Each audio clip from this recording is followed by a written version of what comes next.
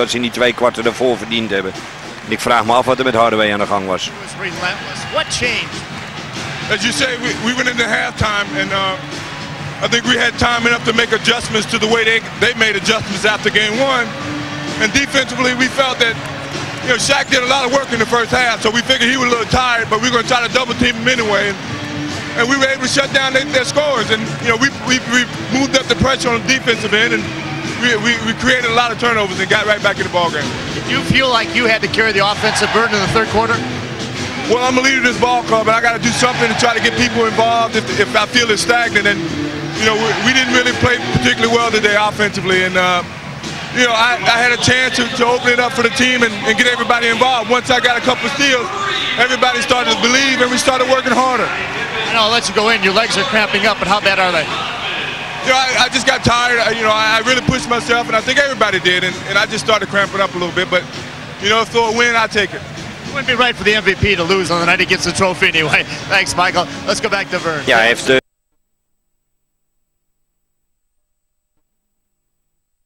Komende vrijdag zijn we... His team to victory. Jordan had 25 of his 35 points in the second half. This steal and jam put his team back on track. 93-88 was the final, and Chicago is now up 2-0 on the Magic. Games 3 and 4 are in Orlando, and the Bulls know what to do on the road. And we got to go there and try to get a game. And the first game would be the best one. So when we go in their arena, we know it's a tough place to play. It's a tough place for us to win. But, you know, I think we got a lot of confidence against this team now. NHL playoffs next. Detroit... Them to some degree and warm down.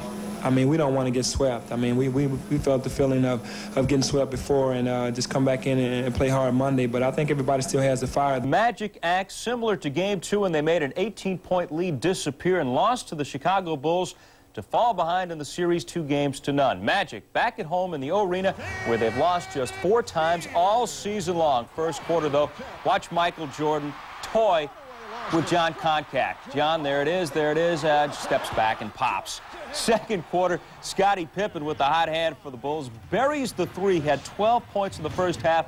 Bulls jump out to an early lead. Later in the second, Magic couldn't take advantage of free throws. Shaquille O'Neal just 1 of 9 from the line. Bulls up 10.5. In the second half, Chicago just piled it on. Pippen turned, fired, scored 27 points. Chicago wins going away. Wasn't even close. The Bulls grab a 3-0 lead and can wrap up this series Monday afternoon. The 67 points by the Magic, the second lowest by a team in playoff history, and it left them searching for answers. Maybe we as a team talked about it too much, and maybe the hype may have got to us. I don't know. At this point, it's a lot of unanswered questions. I think they're a little confused in terms of what they're actually trying to do against our pressure or against our defense. You know, sometimes they want to be aggressive against it, and then, you know, other times they're very passive against it. And we see the difference between the two, and we just maintain the aggressive defense that we apply. And right now, I don't think they've figured that out yet. No team has ever come back from opponents disappear. The Bulls may take the broom to Orlando. It's better to strike immediately, to go hard the next game and play with the same type of intensity we played right now. And just how much money is Michael Jordan worth? And Shaquille O'Neal, a Laker, will have the LA story. It's the Sonics in a foul mood. Utah strikes back, staying perfect at Delta Center. And possible net gains for Rick Pitino. New Jersey beckons. All this and why Kobe Bryant's the only kid at his prom with a shoe deal.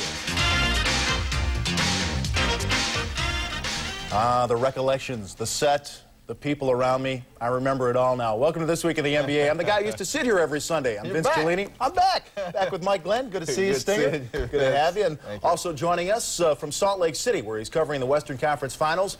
He's on the floor there in the Delta Center, Mr. David Dupree. David, how are you?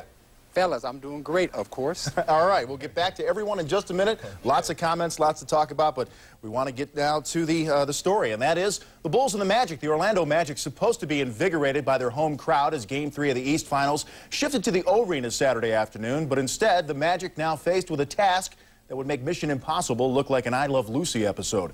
The Magic saved their worst for last. 10-point fourth quarter, 34% shooting, and now a 3-0 deficit to the raging Bulls. And at times, it was ugly for Magic fans. Remember Game 2, the defensive pressure Chicago put on? Good defense again. Jordan steal.